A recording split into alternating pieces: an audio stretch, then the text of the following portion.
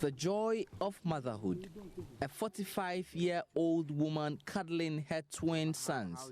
But the story of how these children were born isn't quite as nice. Yibinena had to be carried onto a motorbike, hoping to make a 15-kilometer journey to the district hospital in Wichau, the capital of the Wa West district, to deliver. This was more than 10 hours after she had gone into labor. 5 kilometers into the journey, her first baby came out while she was still on the motorbike. The bike carried her ran out of fuel and she had to be carried back home to deliver the second. When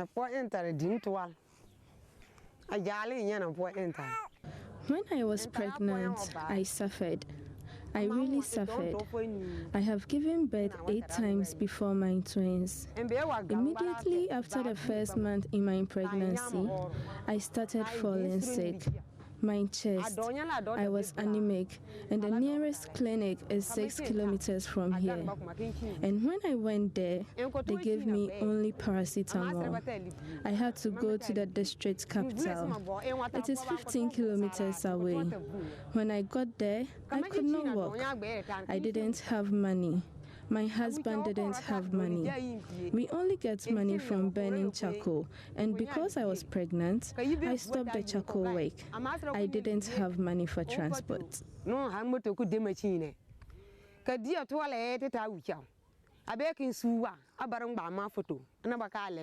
Yibinena lives in Dodoma, a small community in the Wa West district of the Upper West region. Her village has no health facility, no electricity, and no road connecting it to the next village with a health post. Like many women in Dodoma, Yibinena has already lost 4 children in previous pregnancies and now is scared of giving birth again.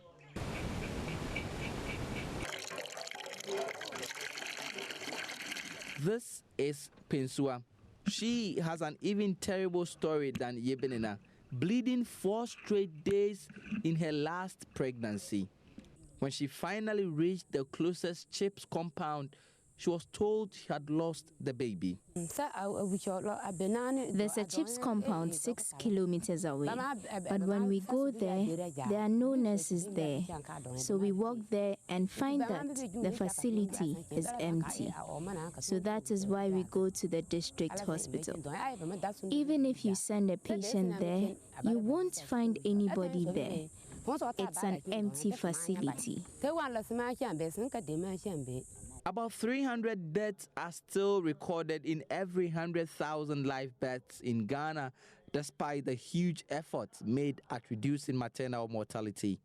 This region is one of the leading casualties. This is the Talawana CHIPS compound. It's located about 6 miles away from the Dodoma community. It's supposed to be the first point of call for pregnant women in need of urgent health care. Government has recently built hundreds of such structures across many remote communities in Ghana. The problem, though, is that there are usually not enough health workers to work in them. And in instances where there are, they usually do not have the facilities or even the medicines to work with.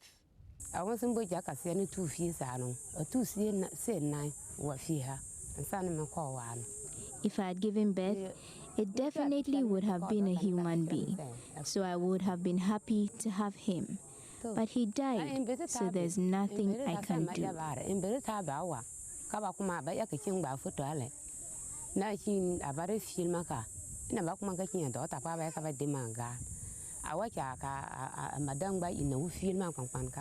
As much of the problems that cause these avoidable deaths persist, the women of Dodoma, like many expectant mothers across Ghana, would continue to live in fear of giving birth again. Justice Bedu, Joy News, Dodoma, Upper West Region. Really sad, isn't it? Well, the full version of this documentary airs at 6:30 p.m. today on this channel. And Justice joins me in the studio to have a more detailed conversation and to tell us what to expect in the full version of the documentary. Thank you so much for coming, Justice. You have been to a lot of places in this country, especially in the deprived communities. But what makes this particular story peculiar?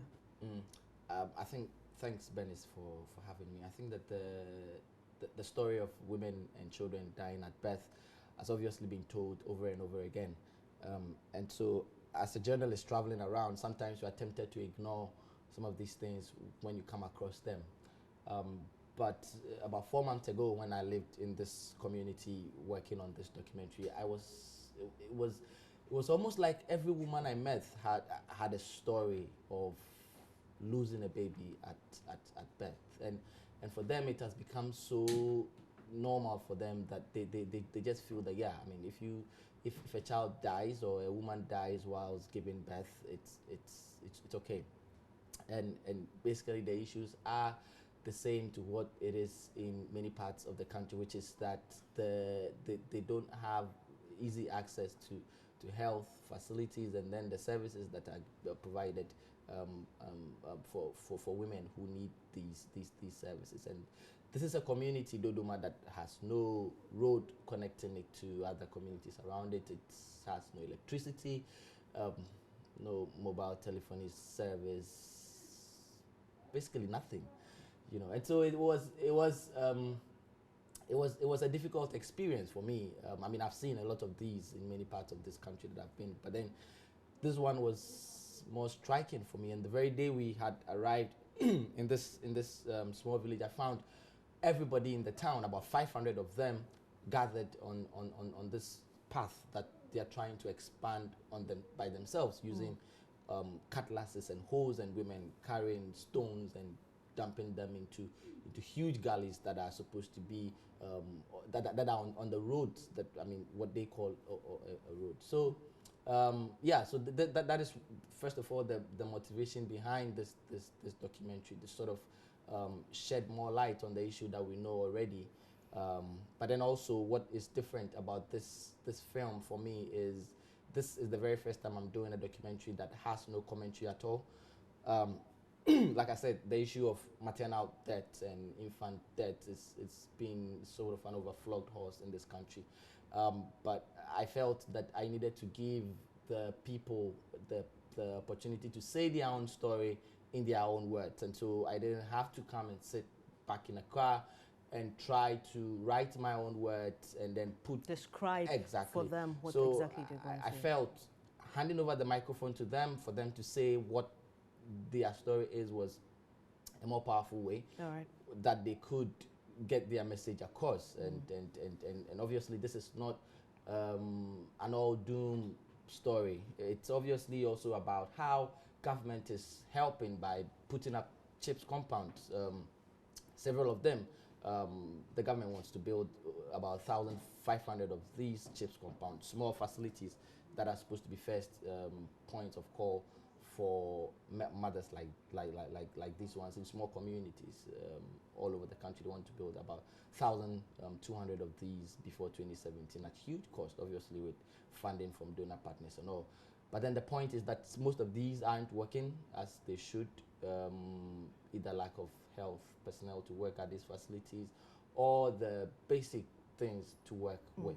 So yeah, it's just a combination of everything. But then what happens this time is the people are going to say their own. They're going to tell their own story. Okay, so apart from the roads they were trying to build themselves and having an interaction with mothers who had complications or lost children during childbirth, what other issues did you notice in that particular community? I found Dodoma a really an interesting, I don't know if that's the right word, an interesting place to be in. Like I said before, I've been to many places that have similar stories of no electricity, no road, no lot of these. But these people have an incredible sense of self-help. The communal spirit is still there. It is easy to mobilize. The people seem to speak the same language, and so it's easy to rally everybody behind a single cause. And it's the reason why I'm imagining how people in Accra, where I live in Accra, for example, would be called on to come and fill potholes on the road that leads to your neighborhood, for example. I mean, stories from how initiatives like the National Sanitation Day has fallen apart shows how communal spirit is dying in this country. But then these people, and it's obviously because they feel it's either they do that or they haven't got any other option. And obviously watching women die, children die every day, they sort of had just that option. So I found that very interesting. There are also stories about women finding their own way of saving money. Because in this community, which is about 70 kilometers, the nearest bank to Dodoma is 70 kilometers away. And so even if you had women in any form of economic activity, there isn't financial inclusion. They don't have access to financial services. You have no way of saving your money. You have no way of investing your money, even if you had any. And so they found their own way of doing what we usually know of as the susu box, but very interesting ways of saving money, of using communal bonding as a form of collateral, and basically even that serving as a platform where people come together and talk about their issues. So when they come together saving money, they get to catch up on the latest gossip in town, like what's happening, who's the latest to be married, you know, and all that. And sitting in the midst of all this and listening in, sharing laughter, obviously listening to parts where they were not really happy. It was quite an experience. All right, for so me. let our viewers know what to expect today at 6:30 p.m. when I tune in. What am I going to see? So yeah, this is a story that tells it obviously gives the opportunity to women who have been through the horrific experience of losing relatives or children, many of them 1 child, 2 children, 4 children, in different points in their lives at birth. It tells of how a community that has nothing is rallying itself to build its own road to connect their community to the next community that has a health post, so that people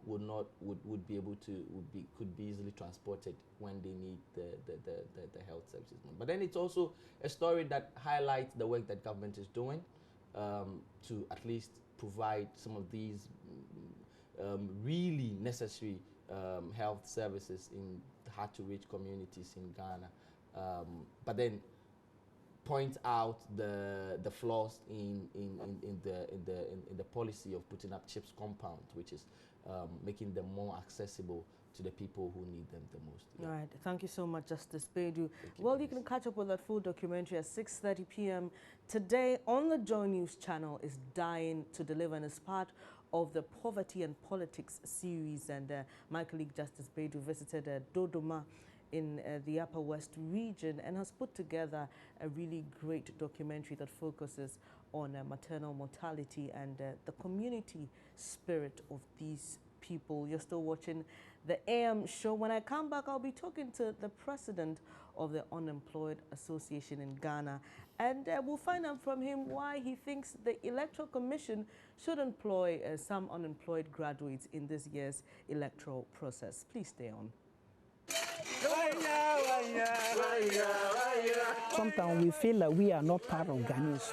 We have been cut off. Because of the nature of the road, people have been dying when they are not even supposed to be dying.